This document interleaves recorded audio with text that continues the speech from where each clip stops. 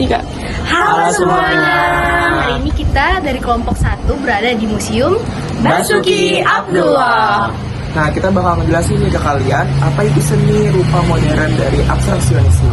Ikutin kita terus ya.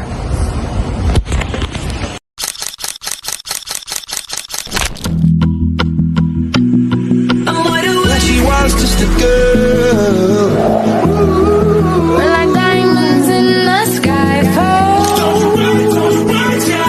Yeah, except for me. 'Cause it's always a good time.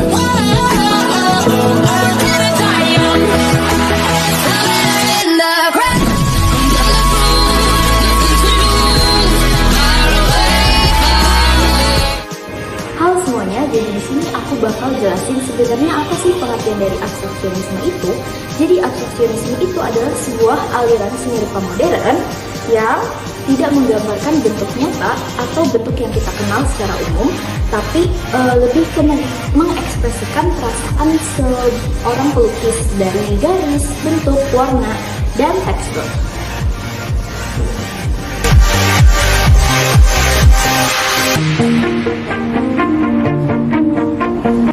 Nah, jadi aku bakal ngejelasin tentang konsep abstraksionisme. Jadi, konsep dari abstraksionisme itu dibagi menjadi 3. Yang pertama, itu adanya non-representasional dari lukisan itu sendiri. Yang kedua, ada juga konsep tentang ekspresi dan emosi dan jiwa. Serta, yang ketiga, itu adalah kebebasan artistik. Sekarang, aku berada di Museum Basuki Abdullah dan aku memiliki 3 contoh dari lukisan yang memiliki konsep tersendiri. Yang pertama, itu dari konsep non-representasional. Jadi, di konsep non-representasional ini tidak memiliki emosi apapun. Jadi, dia tidak memiliki bentuk seperti hewan, seperti manusia, ataupun lainnya. Dia hanya melakukan dari sisi emosi kita sendiri yang terbentuk dari non-visual, yaitu goresan-goresan yang bisa kita lihat dari lukisan ini. Nah, yang kedua, ini itu ada konsep tentang emosi dan jiwa. Jadi di lukisan ini dia hanya terfokuskan oleh ekspresi dari emosi dia tersendiri yang berakhir terbentuknya lukisan yang abstrak. Jadi kita tidak tahu bentuknya seperti apa, tapi kita tahu kalau dia menyuarakan dari ekspresi dia yang berakhir berbentuk abstrak.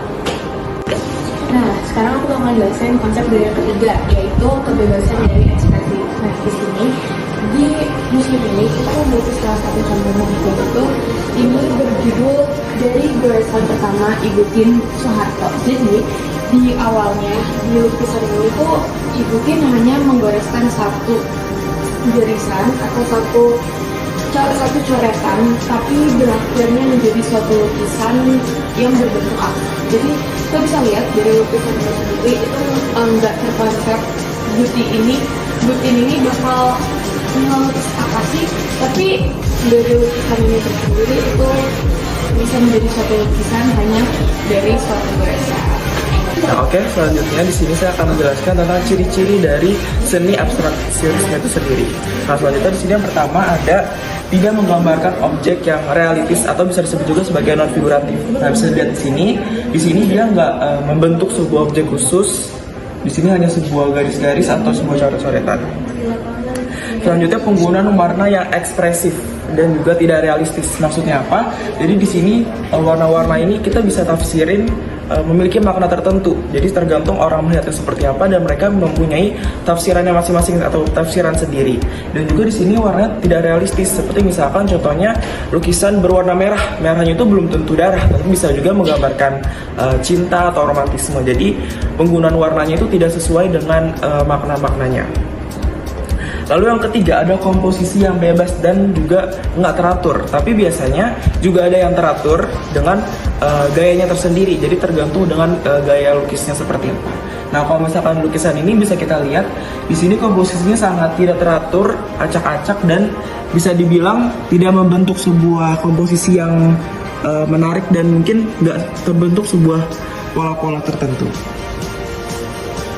Nah, selanjutnya juga ada unsur bentuk garis, terus juga bidang yang cukup dominan. Di sini kan memang tidak terbentuk sebuah objek, jadi dia lebih menonjolkan ke garis, bidang atau seperti coret-coretan.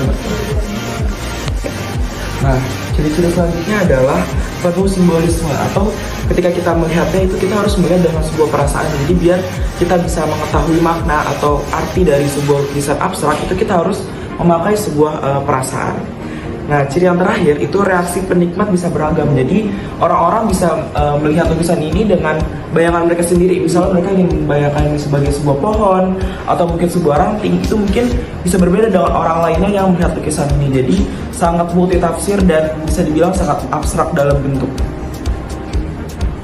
Nah, ciri yang selanjutnya adalah mengandung sebuah tekstur yang kadang kasar, acak atau multilayer. Nah, di lukisan ini bisa kita lihat ada tekstur-tekstur tertentu yang membuat lukisan ini terlihat seperti 3 dimensi. Halo, kali ini kita akan mengenal salah satu maestro seni lukis Indonesia, yaitu Basuki Abdullah. Basuki Abdullah lahir di Surakarta pada tanggal 27 Januari 1915. Sejak kecil, dia sudah menunjukkan bakat yang luar biasa dalam melukis. Dia kemudian menempuh pendidikan seni di Akademi Seni Rupa Den Haag, Belanda, dan lulus dengan pendidikan tertinggi.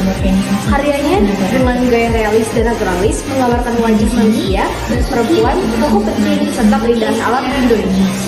Ia juga pernah melukis potret Ratu Juliana dari Belanda, Presiden Soekarno, hingga dunia seperti Mahatma Gandhi. Karena keahliannya, Basuki disebut sebagai pelukis istana.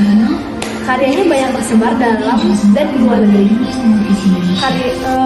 Dan kini kita bisa melihat Museum Basuki Abdullah di Jakarta. Sayangnya pada tahun 1933, Basuki meninggal dunia secara tragis akibat dibunuh di rumahnya.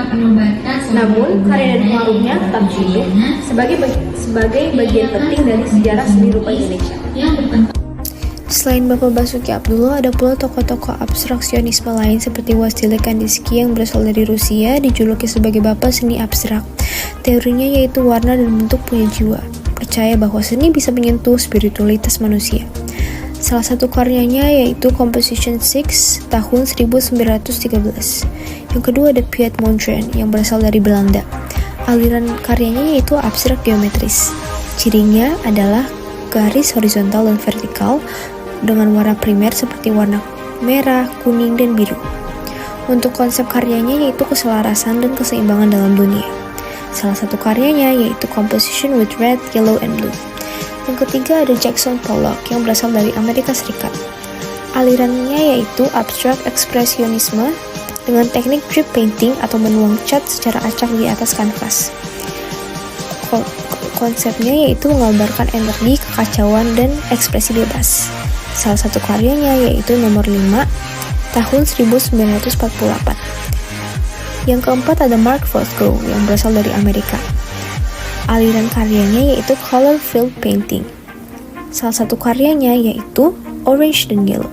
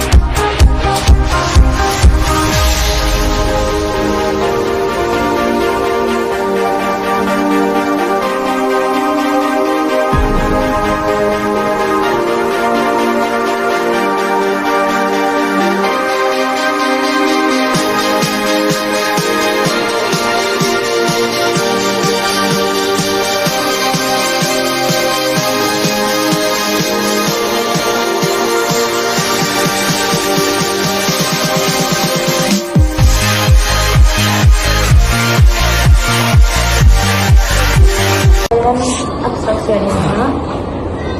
Nah, itu semua penjelasan dari kami mengenai aliran abstraksionisme. Kami dari kelompok 1 pamit undur diri. Sampai ketemu lagi. Dadah.